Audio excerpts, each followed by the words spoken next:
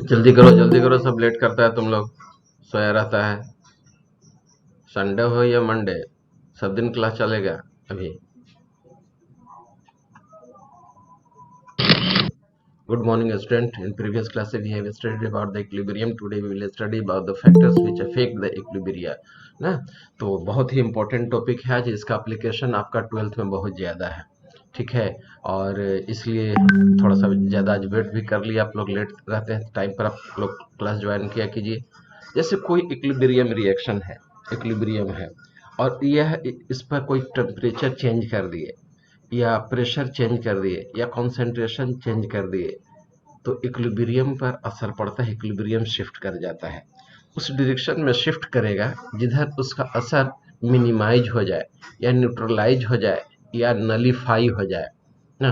When a system at equilibrium is subjected to change in temperature, pressure or concentration, the equilibrium will shift itself in that direction which tends to nullify or neutralize the effect of that change. जब कोई भी equilibrium reaction को, equilibrium system को जब आप changing में shift करेंगे, changing लाएंगे उसमें, जैसे टेम्परेचर में चेंज कर दिए, प्रेशर में चेंज कर दिए, कॉन्सेंट्रेशन में चेंज कर दिए, तो इक्विलिब्रियम उस डायरेक्शन में शिफ्ट कर जाता है जिधर से उसका असर कम हो या मिनिमाइज हो जाए। जैसे सपोज कि कोई रिएक्टेंट है, कोई एक एग्जाम्पल मैं लेकर के आपको समझा देता हूँ। बहुत इंपॉर्टेंट टॉपिक है ये आज का, 11th 12th दोनों में पढ़ना है। सपोज कि आप ले लिए अमोनिया का मैन्युफैक्चर, H2 ले लिए प्लस N2 ले लिए ना, ये दोनों ले लिए, और इससे आप कंबाइन करा के क्या बना रहे हैं, प्रोडक्ट अमोनिया बना रहे हैं, 2NH3 बना रहे हैं, 2NH3 में ले लिया, ठीक है। अब देखो, इसको बैलेंस कर दो, 6 हाइड्रोजन है यहाँ, 3 से मल्टीप्लाई कर दो, बैलेंस हो गया इसका, ठीक है। अब देखो, if the concentration of hydrogen and nitrogen are increased, certainly the reaction will proceed in forward direction. Reaction जो होगा फॉरवर्ड डायरेक्शन में शिफ्ट करेगा, that means manufacture of ammonia will increase, ammonia का मैन्युफैक्चर बढ़ जाएगा। If the concentration of either of the reactant is increased, certainly the reaction will proceed in right hand side, that means in forward direction, to minimize this effect, to minimize the concentration of the reactant.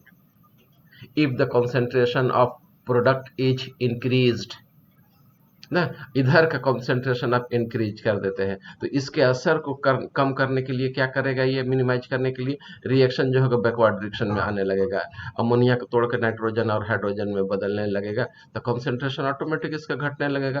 That means when the concentration of product is increase, the reaction will shift itself in backward direction, और backward direction में आ जाएगा। ऐसा हो सकता है when the concentration of product is decreased और removed, ठीक है। तो कंसंट्रेशन जैसे ही प्रोडक्ट का घटाइएगा, तो इस इफेक्ट को मिनिमाइज करने के लिए वो बनाना चाहेगा अमोनिया ना, तो बनाने के लिए क्या करेगा, reaction will shift in forward direction, ऐसा होने लगेगा। तो ये हो गया चेंज इन कंसंट्रेशन का असर। अब सपोज कि ये आपका एक्सोथर्मिक रिएक्शन है, तो एक्सोथर्मिक रिएक्शन के लिए डेल एच का वैल्यू क्या होगा, पॉजिटिव होगा या निगेटिव होगा, किससे मैं पूछ दूं, चलो संजीवनी तुम बता दो, डेल एच बराबर पॉजिटिव है निगेटिव एक्सोथर्मिक रिएक्शन के लिए? एक्सोथर्मिक रिएक्शन है, और एक्सोथर्मिक रिएक्शन के लिए डेल एच का वैल्यू पॉजिटिव होगा या निगेटिव होगा? नेगेटिव। बिल्कुल, वेल डन, निगेटिव होता है ना।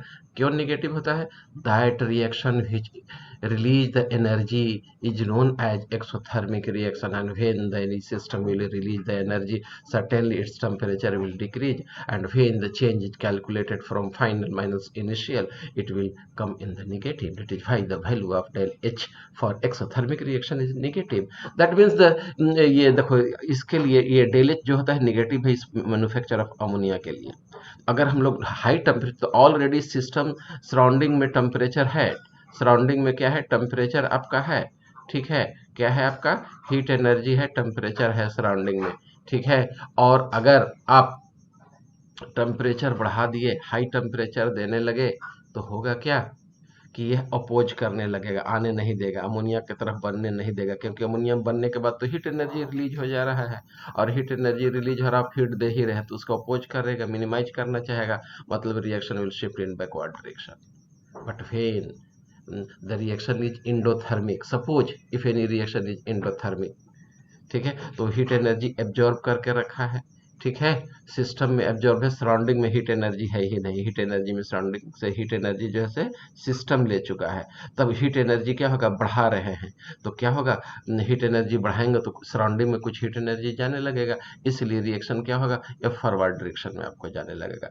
मतलब कि for exothermic reaction low temperature is favourable, while for endothermic reaction high temperature is favourable, ठीक है। अब आइए प्रेशर का इफेक्ट देखिए, तो इधर नंबर ऑफ मोल्स देखो 4 है, 3 मोल्स हाइड्रोजन का, 1 मोल्स नाइट्रोजन का, टोटल 4 मोल्स है, इधर 2 मोल्स है, ठीक है। तो इधर लो प्रेशर है, इधर हाई प्रेशर है, अगर प्रेशर हम लोग इंक्रीज कर दें तो ये क्या होगा, हाई प्रेशर से लो प्रेशर की तरफ जाएगा, मतलब कि reaction will proceed in direction, मतलब in forward direction, that we can say that when the pressure of the system is increased, then reaction will proceed in that direction where number of gaseous molecules are low.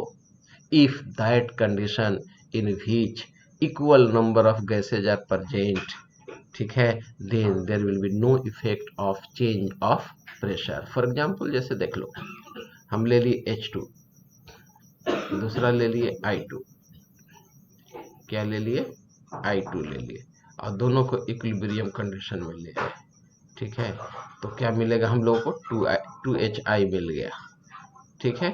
तो देखो इधर आपका ये भी gas है, ठीक है, ये भी गैस है, ये भी तुम्हारा गैस है, ये भी तुम्हारा गैस है, ठीक है।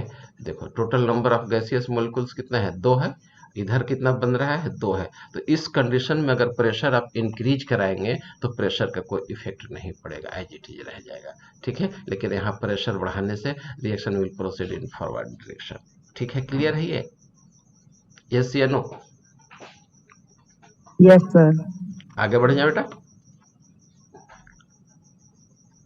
Yes sir.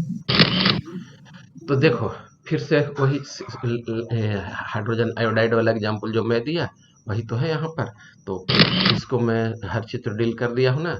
तो देखो effect of concentration of change ना, तो कंसंट्रेशन में अगर हम लोग चेंजिंग लाते हैं तो एक बार रिकॉल फिर से करा देता हूँ। The effect of increase in concentration of reactant by adding reactant is cancelled by the corresponding increase in the concentration of the product and vice versa.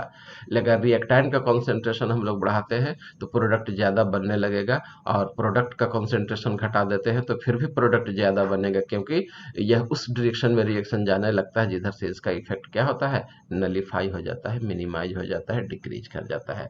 The effect of decrease in concentration of reactant by removing the reactant is cancelled by corresponding decrease in the concentration of the product and vice versa.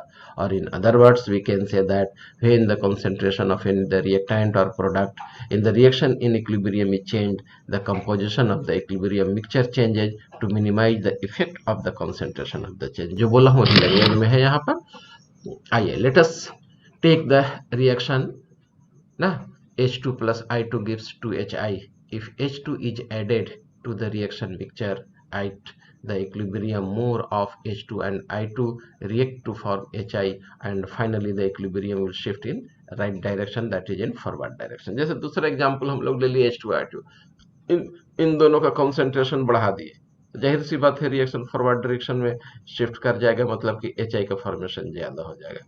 Same point can be explained in terms of reaction quotient. Reaction quotient के term में भी हम लोग इसको explain कर सकते हैं। तो देखो इसके लिए रिएक्शन क्यूशेंट क्या है, तो इक्विलिब्रियम की तरह ही लेते हैं, HI के पावर यहाँ 2 कर दिए, ठीक है, H2 अपॉन I2 लिख दिए, तो यही तो है कंसंट्रेशन ऑफ H2 और कंसंट्रेशन ऑफ I2 यहाँ लिख दिए, ठीक है। तो देखो क्यूसी इसको कैसे हम लोग एक्सप्लेन करेंगे, और देखो वही एकदम सेम चीज यहाँ लिखा हूँ, ये है आपका adding of hydrogen at equilibrium, अगर हम लोग इसको और इसको ऐड कर दिए या हाइड्रोजन को ही ऐड कर दिए तो ये ज़्यादा आपस में कंबाइन करेगा, आपस में ज़्यादा कंबाइन करेगा तो क्या कहा जाता है आपका, इसका कॉन्सेंट्रेशन ज़्यादा होने से क्यू का वैल्यू क्या हो जाएगा, क्यूसी का वैल्यू आपका कम होने लगेगा। ठीक है, जब ये कम होने लगेगा इसका मतलब प्रोडक्ट कम है तो रिएक्शन फॉरवर्ड डायरेक्शन में शिफ्ट कर जाएगा, प्रूफ हो गया रिएक्शन क्वेश्चन के हिसाब से भी। Similarly removal of product also favours the forward direction, अगर इसको प्रोडक्ट को हम लोग कम कर दें और रिएक्टेंट ज़्यादा है तो इसका वैल्यू क्यूसी लेस देन 1 आने लगेगा, यानी केसी से भी कम आने लगेगा। केसी का तो वैल्यू 1 होता है, इक्विलिब्रियम कांस्टेंट है वो, जब केसी से लेस देन 1 होगा इसका मतलब केसी से 1 होगा और इसका वैल्यू कम है तो रिएक्शन क्या होगा, ये दोनों आपस में कंबाइन करके इसको बनाने लगेगा, मतलब reaction will proceed in forward direction. ठीक है, तो ये लाइन समझा दिया। Similarly, removal of product also favors the forward reaction and increase in concentration of the product, and this has greater commercial application in the case of the reaction where the product is a gas or a volatile substances। ठीक है, अगर जैसे कोई भी product gas हो या volatile substances हो तो उड़ जाएगा, एस्केप कर लेगा, उसको अलग से हम लोग कलेक्ट करते चले जाएंगे, और जो क्लोज कंटेनर है उसमें प्रोडक्ट की कमी आने लगेगी तो ऑटोमेटिक रिएक्शन फॉरवर्ड डायरेक्शन में बढ़ जाएगा और प्रोडक्ट उसका का फॉर्मेशन ज़्यादा होने लगेगा। The continuous removal of product maintains QC at the value less than KC and reaction continues to move in forward direction. ठीक है, जो मैं बोला हूँ उस लैंग्वेज में। Effect of change of pressure बेटा पढ़ा चुका हूँ जस्ट अभी ना, एक बार इसका लैंग्वेज में मैं बोल दे रहा हूँ। If there is increase in pressure then the equilibrium will shift to that direction where less number of gaseous molecules are present। Reaction system में अगर इक्विलिब्रियम में हो और हम लोग प्रेशर बढ़ा रहे हो तो रिएक्शन उस डायरेक्शन में शिफ्ट कर जाएगा जिधर number of gaseous molecules equal हो, लेकिन राइट हैंड और लेफ्ट हैंड साइड यानी रिएक्टेंट प्रोडक्ट का गैसियस मॉलिक्यूल्स इक्वल हो तो प्रेशर का कोई असर नहीं पड़ता है। अब आइए, अब हम लोग देखने जा रहे हैं effect of inert gas addition. Inert gas के एडिशन में आपको क्या होगा, तो देखो इनर्ट गैस केमिकली अनरिएक्टिव होता है, ठीक है, और इनर्ट गैस आप ऐड कर रहे हैं, ठीक है, तो ज़्यादा असर नहीं पड़ता है। हाँ, उस कुछ कंडीशन में असर पड़ता है, उसको हम लोग देखते हैं। If the volume is kept constant and an inert gas such as argon is added which does not take part in the reaction the equilibrium remains undisturb. तो उस कंडीशन में क्या होगा, क्लोज कंटेनर हो और हम लोग केमिकली इनर्ट गैस डाल दिए हो तो equilibrium will be remain undisturb, मतलब इक्विलिब्रियम पर कोई असर नहीं पड़ेगा, याद रखना हमेशा। ठीक है, it is because the addition of an inert gas at constant volume does not change the partial pressure or the molar concentration of the substances involved in the reaction। हाँ, अब सवाल उठता है कि इनर्ट गैसेज को add कर देने से क्या होगा, क्यों असर नहीं पड़ रहा है इक्विलिब्रियम पर। तो पहला वजह हो गया कि वॉल्यूम आपने कांस्टेंट रखा है, दूसरा वजह हो गया कि ये क्या कहा जाता है, केमिकली इनर्ट ना तो रिएक्टेंट से रिएक्ट करेगा ना प्रोडक्ट से रिएक्ट करेगा। ठीक है, तो पार्शियल प्रेशर जो रिएक्टेंट का और प्रोडक्ट का है वो रिमेन सेम रहेगा, या कॉन्सेंट्रेशन पर कोई चेंजिंग नहीं आ रहा है।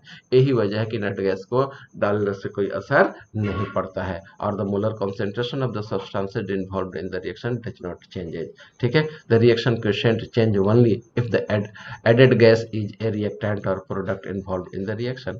रिएक्शन क्वोशिएंट तभी चेंज होगा जब अब जो जिस गैस को ऐड कर रहे हैं वह रिएक्टेंट या प्रोडक्ट से के साथ रिएक्ट कर रहा हो, तभी वह चेंज हो सकता है। अदरवाइज इनर्ट गैस के ये क्या कहा जाता है, ऐड करने से इक्विलिब्रियम पर कोई असर नहीं पड़ता है। आइए टेम्परेचर के लिए।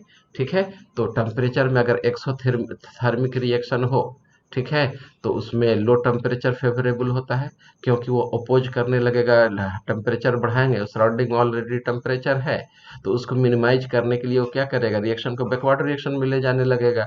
बैकवर्ड रिएक्शन एंडोथर्मिक होगा, हीट एनर्जी आपको रिएक्टेंट की तरफ भी बढ़ने लगेगा।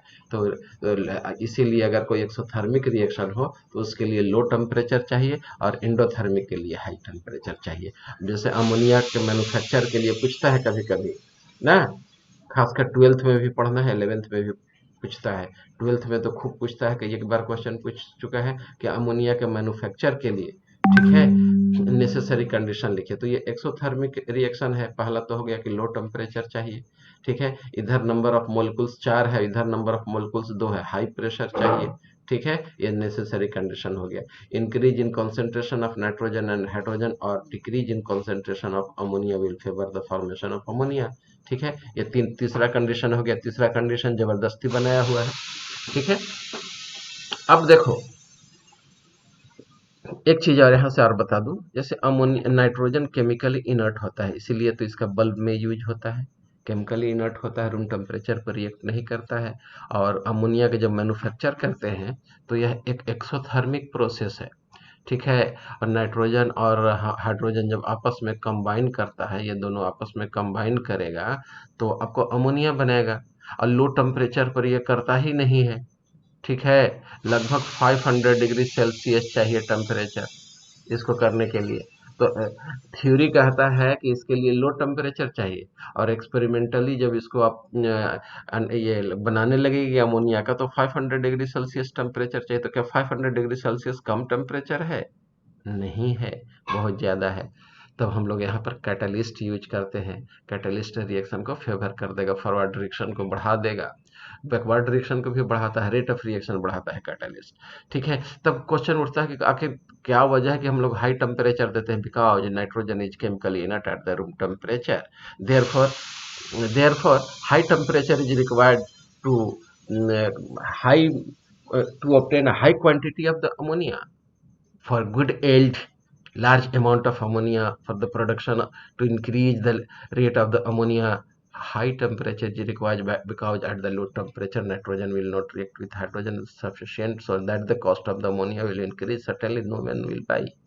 That is why high temperature is required. If in a commercial plant is installed, and for which high pressure plant is installed, it will cost more.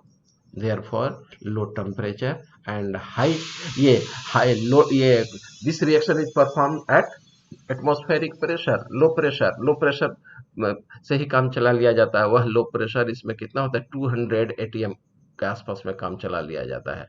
200 atmospheric pressure से काम चला दिया जाता है, एंड टेम्परेचर इंक्रीज कर देते हैं जिससे रेट ऑफ रिएक्शन बढ़ जाता है, ठीक है। तो यहाँ पर ली कैटेलियस प्रिंसिपल फेल कर जाता है। लेकिन एग्जाम में पूछे कि according to Le Chatelier's principle write the necessary condition for the manufacture of ammonia, तो लो टेम्परेचर हो जाएगा, हाई प्रेशर हो जाएगा, ठीक है। तो ये जानना आपके लिए जरूरी था, ये बता दिया हूं मैं। इफेक्ट ऑफ कैटलिस्ट, कैटलिस्ट अगर आप डालते हैं किसी इक्विलिब्रियम सिस्टम में, ठीक है, तो वह फॉरवर्ड रिएक्शन को भी बढ़ाता है, बैकवर्ड रिएक्शन को भी बढ़ाता है। यही वजह है कि कैटलिस्ट को डालने से कोई असर नहीं पड़ता है इक्विलिब्रियम पर। A catalyst increases the rate of chemical reaction by following a new low energy pathway. Catalyst है क्या? That chemical substance which decreases the activation energy na, and fasten the rate of reaction is known as catalyst, and itself does not consume during the chemical reaction. At the end of the chemical reaction it will be regenerated or it will be remain same. Such type of substances are known as catalyst. तो लेकिन equilibrium में catalyst अगर आप डाल देते हैं तो rate of reaction forward को भी बढ़ाएगा और बैकवर्ड को भी बढ़ा देगा, तो इसलिए इक्विलिब्रियम पर कैटलिस्ट का कोई असर नहीं पड़ता है, ठीक है। अब हम लोगों को नया टॉपिक, मतलब इसी में नया टॉपिक स्टार्ट होने जा रहा है, ionic equilibrium in the solution. तो इसमें दो वर्ड हम लोग को आएगा भी, इलेक्ट्रोलाइट और नॉन इलेक्ट्रोलाइट, ठीक है। That chemical substance which conduct electricity either in aqueous solution or in molten state, such type of chemical substances are known as electrolyte. And those chemical substances, those substances which does not conduct electricity either in aqueous solution or in molten state sir is known as non-electrolyte. हाँ बोलो। कोई join करने के लिए बोल रही है। अरे बाप रे बाप, सारी रामायण खत्म हो गई तो लास्ट में प्रसाद लेने आ रही है, हैं?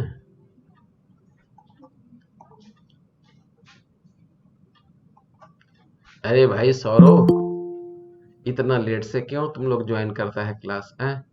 मेन टॉपिक तो तुम्हारा खत्म कर दिया। जब मेन टॉपिक खत्म कर दिए, लिकटेलियर्स प्रिंसिपल बहुत ही इंपॉर्टेंट टॉपिक पढ़ा दिया मैं, तब अभी आ रहे हो? टाइम पर ज्वाइन करना चाहिए। अब अपने से पढ़ते रहना, 10 घंटा लगेगा समझने में।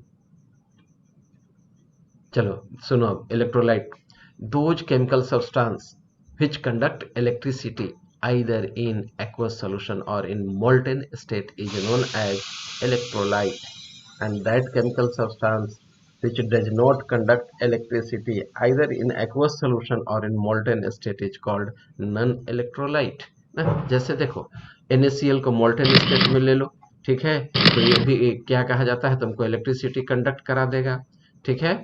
और अगर तुम कॉपर सल्फेट ले लो तो ये भी आयोनाइज हो जाएगा, ये भी वाटर में आयोनाइजेबल है। तो मोल्टेन स्टेट में ले लो या क्या कहा जाता है एक्वस सॉल्यूशन में ले लो, they will be ionised, and if there is presence of ion in the aqueous solution, certainly they will conduct the electricity. That is why these are electrolyte. While like sugar, glucose, ethyl alcohol and urea, whenever they will be added to water, they will not ionize, they will not furnish any charge. That is why they will not conduct the electricity. Thus such type of substances are known as non-electrolyte. Electrolyte को पानी में डालने से या molten state में ले जाने से वे आयंस के फॉर्म में होते हैं, and due to presence of ion when the electric field is created they will conduct the electricity, while those substances which are non-ionizable like sugar, glucose, ethyl alcohol and urea, they will not cannot be ionized in the aqueous solution. Certainly they do not conduct the electricity in the aqueous solution or the molten or in the molten state. Such type of substances are known as non-electrolyte, और इस तरह के substances को हम लोग non-electrolyte कहते हैं। Electrolytes are further classified into two category ना, strong electrolyte and weak electrolyte. Those chemical substances which almost ionizes in the aqueous solution, almost completely ionizes in the aqueous solution are called strong electrolyte ना। वैसे electrolyte जो almost इसमें जोड़ देना, almost completely aqueous solution में ionize कर जाए, dissociate कर जाए, which degree of dissociation is high up to greater extent, such type of electrolytes are known as a strong electrolyte ना। जैसे स्ट्रॉन्ग एसिड, जितना भी स्ट्रॉन्ग एसिड है, सल्फ्यूरिक एसिड हो गया, नाइट्रिक एसिड हो गया, हाइड्रोक्लोरिक एसिड हो गया, एंड ऑल स्ट्रॉन्ग बेस जैसे कॉस्टिक सोडा हो गया, कॉस्टिक पोटास हो गया, and the salt of strong acid and strong base are strong electrolyte. Clear है strong electrolyte? Those electrolyte which almost completely ionizes in the aqueous solution are called strong electrolyte, ठीक है। और इसी को तब हम लोग strong electrolyte कहेंगे, जिसमें जैसे एग्जाम्पल हो गया NaCl, KCl, HCl, मतलब all strong acid, HNO3, HCl, H2SO4, all strong base, caustic soda, caustic potash, and salt of strong acid and strong base, तो उसको स्ट्रॉन्ग इलेक्ट्रोलाइट कहेंगे। वीक इलेक्ट्रोलाइट किसको कहते हैं? Those electrolyte which cannot be completely ionized in the aqueous solution, only a portion, only they are partially dissociated into ion in the aqueous solution. Such type of electrolytes are called weak electrolyte. For example, ammonium hydroxide, acetic acid, ठीक है, ये सब आपका weak electrolyte है, ठीक है। अब आइए हम लोग पढ़ने जा रहे हैं एसिड, बेस एंड सॉल्ट, ठीक है। तो पहला कंसेप्ट पढ़ना है जो आप 10 में पढ़े हुए हैं, क्लासिकल कंसेप्ट। तो एक बार कंसेप्ट को मैं रिकॉल करा दूं आपके लिए ना। दो substances which are sour in taste, ठीक है, turns blue litmus paper red are called acid, and those chemical substances which are soapy in touch turns red litmus paper blue, ठीक है, and are sour in taste, ये क्या कहा जाता है? हाँ, ये sour होता है नहीं, तो वैसे केमिकल सब्सटेंस को बीटर होता है। हाँ, बिटर होता है, तो वैसे केमिकल सब्सटेंसेज को हम लोग बेस कहते हैं, ठीक है। तो आइए ये इस कंसेप्ट को हम लोग क्लासिकल कंसेप्ट कहते हैं, ठीक है। अकॉर्डिंग अब आइए हम लोग का दूसरा कंसेप्ट पढ़ना है, अर्हेनियस कंसेप्ट, ठीक है। तो Arrhenius concept is applicable in aqueous solution. Acid वैसे सब्सटेंसेज को कहते हैं which ionizes, which gives H+ ion or proton are called acid. Acid are substances that dissociated in water to give hydrogen ion or H+ ion or proton are called acid, and those substances which accept or which liberates OH- ion, those substances which liberates OH- ion in aqueous solution are called Arrhenius base. तो Arrhenius acid के हिसाब से acid उसको कहते हैं जो water में aqueous solution में H+ आयन दे, उसको एसिड कह देंगे। बेस उसको कहेंगे जो OH- आयन एक्वस सॉल्यूशन में दे, तो उसको हम लोग क्या कहते हैं, बेस कहते हैं। ठीक है, चलिए तो एग्जाम्पल इसका देख लीजिए आप। जैसे एसिड है, इसको HX है, इसको पानी में डाल दीजिए तो H+ आयन दे दिया, तो यह एसिड हो जाएगा। जैसे HCl, HBr, HI ना। दूसरा H2SO4 ले लो, सल्फ्यूरिक एसिड को पानी में डाल दो तो वह H+ आयन देगा, एसिडिक नेचर का हो गया। HNO3 ले लो, पानी में डाल दो H+ देगा, एसिडिक नेचर का हो गया। एसिटिक एसिड ले लो, पानी में डाल दो H+ आयन देगा, एसिड है सब। बेस में तुम देख लो, जैसे हम लोग को कोई बेस देखना है। हाँ, एक चीज और, तो इतना तो 10 के हिसाब से पढ़ रहे थे, 11th के हिसाब से देख लो। एसिड है, जैसे यहाँ पर HCl, X मतलब हेलोजन, जैसे HCl, HI, HBr। HCl को पानी में डालोगे, ठीक है, तो ये H+ आयन जो होता है यहाँ से निकलेगा। ये सबसे पहले तो पानी में टूट जाएगा, किस में बदलेगा, H+ में बदलेगा, और Cl- में ये बदल गया। But this H+ that is known as proton is unstable in the aqueous solution. It does not exist, therefore it will attack on the water molecules present in the system. Therefore it will form H3O+ hydronium ion. इसी को hydronium ion कहते हैं। Thus the definition of Arrhenius acid is given as those chemical substances which liberates hydronium ion in aqueous solution is called acid. H+ is very reactive and cannot exist freely in the aqueous solution. Thus, it bonds to oxygen atom of the solvent water molecules to give trigonal pyramidal। हाँ, और H3O4 का shape कैसा होता है, trigonal pyramidal होता है। और इसे हम लोग क्या पढ़ते हैं, हाइड्रोनियम आयन पढ़ते हैं। ठीक है, hydrated proton is called hydronium ion, और इस H3O+ को हाइड्रोनियम आयन कहा जाता है। ये है क्या, तो हाइड्रेटेड प्रोटॉन है। ये हाइड्रेटेड प्रोटॉन क्या होता है, तो देखो, हाँ, हाइड्रेटेड प्रोटॉन, हाइड्रा मीन्स पानी, तो देखो यहाँ पर पानी है, और ये प्रोटॉन है H+ आयन, जिसका चार्ज यहाँ दिखाया हुआ है। तो हाइड्रेटेड प्रोटॉन को ही हम लोग क्या कह दिए, हाइड्रोनियम आयन कह दिए। लिखा कैसे जाता है, H3O+, या ऐसे ज्यादातर ये लोग लिखते हैं। ठीक है, टाइम कम लगता है इसलिए इसको ज्यादा लोग पसंद करते हैं लिखना, तो ये हाइड्रोनियम आयन हो गया। तो हम लोग कह सकते हैं कि एसिड वैसे सब्सटेंस है जो एक्वस सॉल्यूशन में हाइड्रोनियम आयन रिलीज करे। ठीक है, ये मॉडर्न कंसेप्ट है, और ओल्ड मॉडल वो हो गया कि वैसे केमिकल सब्सटेंस जो H+ आयन एक्वस सॉल्यूशन में दे, उसको हम लोग एसिड कहते हैं। The ionisation of a base can be represented by the following equation. जैसे ये बेस है NaOH, इसके जगह पर हम लोग ले सकते थे, इसके जगह पर NaOH ले सकते थे, KOH ले सकते हैं, NH4OH ले सकते हैं। इसको जैसे ही पानी में डाल दीजिए, H2O में इसको हम लोग डाल दिए, तो क्या चीज में बदल जाएगा आपका, ये Na+ में बदल जाएगा, Na+ और OH- में बदल जाएगा। ये दोनों चीज लिबरेट करेगा। तो देखो यहाँ पर OH- आयन ये लिबरेट कर रहा है, कोई सोल्यूशन में रहेगा। ठीक है, तो इसी को, ऐसे सब्सटेंस को हम लोग बेस कह देते हैं। The hydroxyl ion also exist in the hydrated form in the aqueous solution, और ये भी हाइड्रेटेड फॉर्म में एग्जिस्ट करता है। ठीक है, लिमिटेशन ऑफ अर्हेनियस कंसेप्ट। अब इसका लिमिटेशन क्या है, आइए अब हम लोग देखते हैं। ठीक है, तो यह सिर्फ एक्वस मीडियम में ही एप्लीकेबल है, वाटर में ही एप्लीकेबल है, एक्वस मीडियम में ही एप्लीकेबल है। Does not explain the basic nature of the substance like ammonia.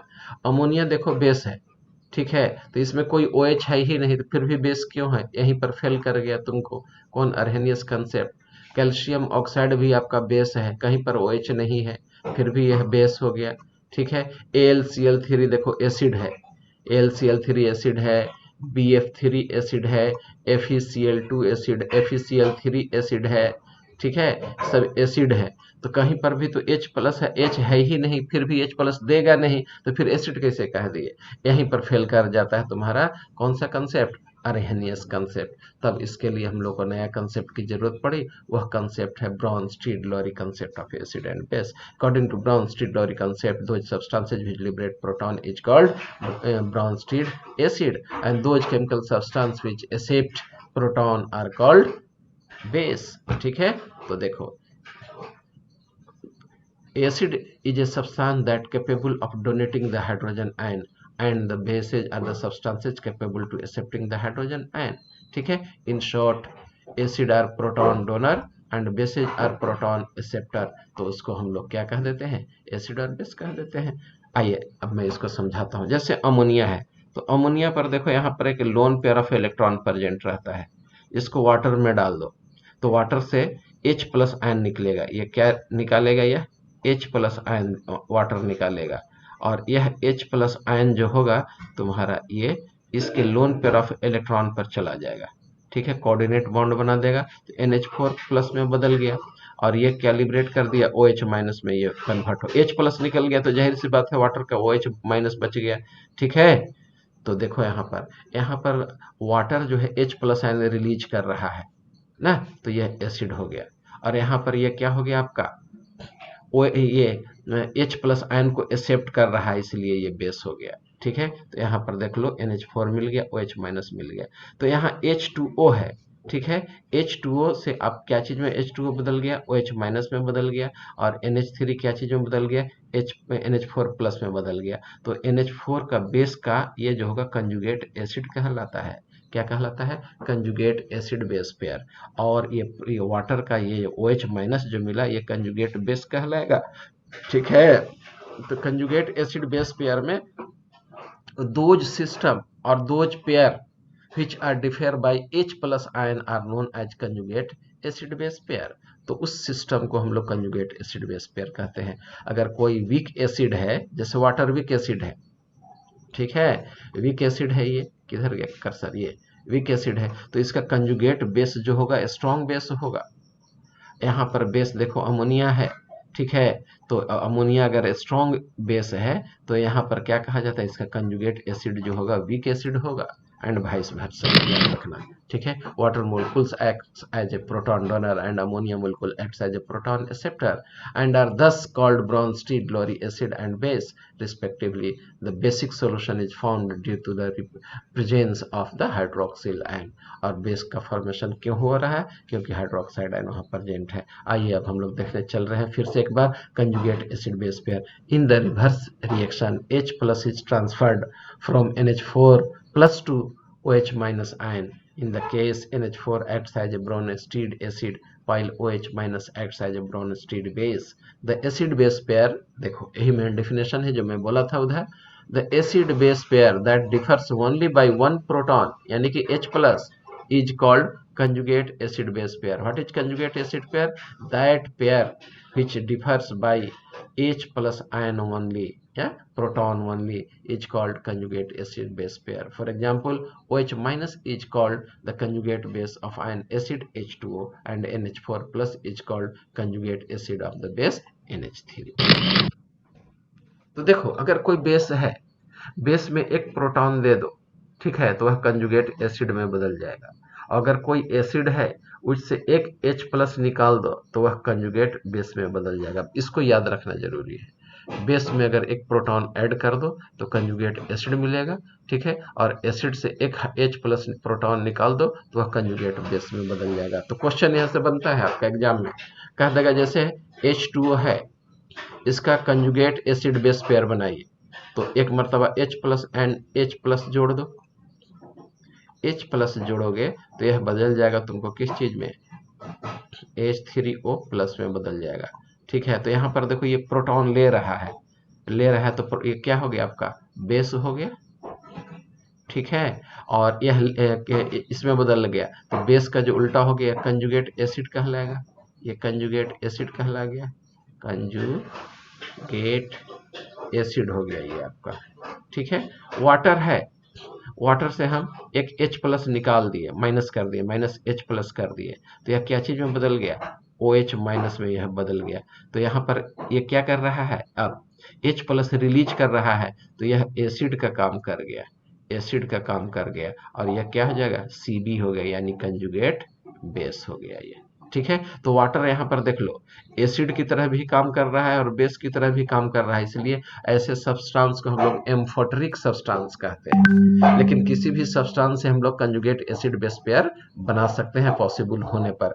जैसे अल्कोहल ले लो, C2H5OH ले लो, ठीक है, और इसमें तुम H प्लस आयन जोड़ दो। ठीक है, H प्लस आयन जोड़ोगे तो ये बदल जाएगा तुमको किस में, C2H5। ठीक है, ये ऑक्सीजन है, ये इस पर पहले से H था, एक H आके यहाँ लग गया, एक प्लस चार्ज यहाँ डेवलप कर गया, तो यहाँ पर यह H प्लस ले रहा है, तो यहाँ पर ये बेस का काम कर गया। क्या चीज का काम कर रहा है, बेस का काम कर रहा है, लेकिन यह क्या कहला जाएगा, कंजुगेट एसिड कहला जाएगा। ऐसा भी तो हो सकता था कि इथाइल अल्कोहल है, इथाइल अल्कोहल में से हम लोग H प्लस एक निकाल दे, H प्लस क्या हो जाए, निकाल दे, तो H प्लस निकालने से क्या बचेगा, यह C2H5O माइनस बचेगा। ठीक है, तो देखो यहाँ पर H प्लस निकल रहा है, तो यहाँ पर यह एसिड का काम कर रहा है, लेकिन यह क्या कहला जाएगा, Cb कहला जाएगा, कंजुगेट बेस कहला जाएगा। ठीक है, जबकि यहाँ कंजुगेट एसिड कहला क्या हो गया। ठीक है, तो कंजुगेट एसिड बेस पेयर निकालने के लिए आ जाएगा, क्लियर है, कर लोगे, यस या नो बोलो। Yes sir. हाँ बेटा, प्रैक्टिस कर लेना ना एनसीईआरटी से, या भी कुछ भी कोई भी कहीं से भी उठा के इसको प्रैक्टिस कर लेना। आइए अब हम लोग देखने जा रहे हैं, water acts as a base because it accept the proton. The species hydronium ion is produced when water accept a proton from HCl, therefore Cl is a conjugate base of HCl and HCl is a conjugate acid of base Cl minus. Similarly H2O is a conjugate base of an acid hydronium ion and H3O plus is a conjugate base of H2। आइए इसको मैं समझा देता हूँ language को। Language पढ़ने से अच्छा है कि मैं लिख दूँ तो आपके लिए आसान हो जाएगा। जैसे बेटा हम HCl ले लिए और HCl को हम पानी से कांटेक्ट करा दिए, ठीक है, पानी में डाल दिए, तो देखो यह बदल जाएगा तुमको हाइड्रोनियम आयन में, H2O प्लस में, ठीक है, और ये हो जाएगा तुम्हारा क्या, Cl माइनस में। तो यहाँ पर देखो ये H प्लस आयन को रिलीज कर रहा है ना, तब ना Cl में बदल गया, Cl माइनस में, तो यहाँ पर ये एसिड हो गया, ठीक है, और एसिड का पार्ट हो गया ये, तो ये हो गया तुम्हारा कंजुगेट बेस। ठीक है, वाटर यहाँ पर क्या किया है, इसका H प्लस को एक्सेप्ट कर रहा है, तो ये तुम्हारा बेस हो गया, ये तुम्हारा बेस हो गया, और यहाँ पर हाइड्रोनियम आयन बन गया, एक Ca हो गया, कंजुगेट एसिड कहला गया। ठीक है, अब आ जाए, the substance which acts both as acid and base are called amphoteric substance ना। जैसे वाटर एसिड और बेस दोनों की तरह काम करता है, तो एम्फोटेरिक ऑक्साइड कह दिए थे। अब जैसे NH3 है, यह एसिड और बेस दोनों की तरह काम कर सकता है। कैसे काम करेगा, अगर H एसिड की तरह काम करेगा, ठीक है, तो NH2 प्लस में बदल जाएगा, बेस की तरह काम करेगा तो NH4 प्लस में बदल जाएगा, OH माइनस दोनों काम कर सकता है। हालांकि इसको हाँ चलो समझा देता हूँ इसको भी। जैसे OH माइनस है तो एक हाइड्रोजन हटा देगा तो O-2 में बदल गया, तो यह एसिड का काम करने लगेगा। H प्लस ले लिया तो H2O में बदल जाएगा, ठीक है, तो वहां पर बेस का काम करने लगेगा। कार्बोनिक ये है, बाइकार्बोनेट है, H प्लस रिलीज करेगा तो कार्बोनेट में बदल जाएगा, एक H प्लस ले लेगा तो कार्बोनिक एसिड में बदल जाएगा। H2SO4 को ले लो, HSO4 माइनस को ले लो, एक H प्लस देगा तो सल्फेट आयन में बदल देगा, और एक H प्लस ले लिया तो H2SO4 में बदल देगा। इसीलिए यह क्या है, आपका एम्फोटेरिक नेचर का है ना, दोनों तरह का सब्सटेंसेज दे देंगे। ठीक है, बस आज की सभा यही समाप्त करता हूँ। लुईस एसिड एंड बेसेज का कंसेप्ट जो है कल पढ़ाऊंगा, ठीक है, और थोड़ा टाइम पर आप लोग ज्वाइन कीजिए ना। सिर्फ जिस दिन ये रहेगा वेकेशन, जैसे दीपावली रहेगा तो उस दिन क्लास नहीं लेंगे, ठीक है, या कोई त्योहार आ गया इम्पोर्टेंट उस दिन नहीं लेंगे, नहीं तो क्लास तो भी चल ही रहा है, हम लोग को लेना ही है, लेते ही है, ठीक है, तो इसलिए टाइम पर आप लोग ज्वाइन कीजिए। अब हमको अटेंडेंस बनाने दीजिए।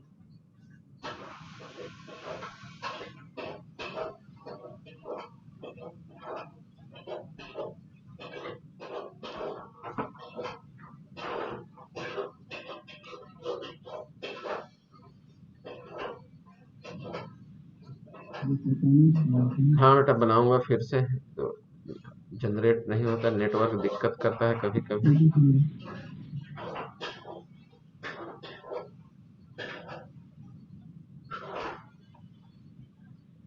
आज कितना तारीख है? 8 तारीख हो गया ना जी, 8 तारीख हो गया। चलो नाम सब बोलते चले जाओ जो जो हो। संध्या।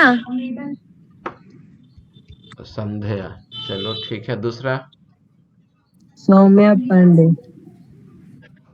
सौम्या पांडे, चलो नेक्स्ट। अंकिता कुमारी। अंकिता कुमारी, हाँ। सौम्या नहीं, सौम्या होता है, SAU। अच्छा वो हमारा रिकॉर्ड में है तुम्हारा, सुमिया होता है। SAU सौम्या। अच्छा SAU लिखती हो। ओहो चलो ठीक है। नेक्स्ट। संजीवनी। संजीवनी, संजीवनी, चलो संजीवनी। नेक्स्ट। रूपम सिन्हा। रूपम, रूपम हो गया। नेक्स्ट बोलो, कौन सिन्हा? अन्नू सिन्हा। हाँ कौन सिन्हा बेटा बोलो? अन्नू सिन्हा। अनु सिन्हा, अनु सिन्हा, चलो नेक्स्ट। सिन्हा, राहुल।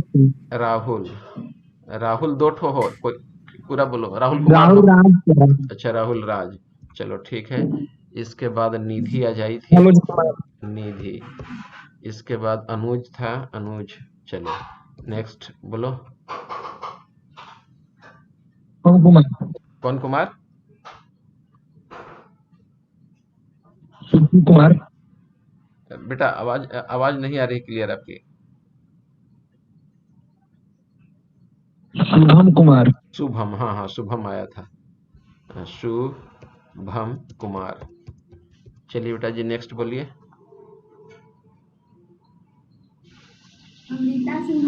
अमृता कुमारी, अमृता कुमारी। रिया क्लास नहीं कर रही है क्या? अच्छा अमृता सिन्हा हो, चलना भाई तुमको हम अमृता सिन्हा कर देते हैं, अमृता सिन्हा। चलो नेक्स्ट। अभिषेक भी ज्वाइन किया था ना जी?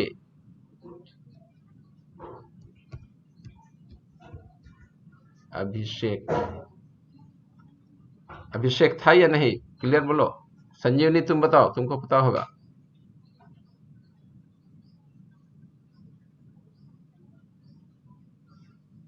संजीवनी, चलो और किसी का छूटा है तो बोलो।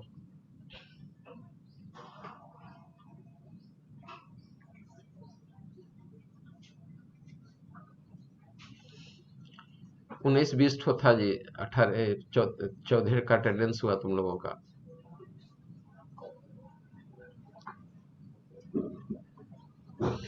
चलो ठीक है, जाओ सब नाश्ता करो फिर।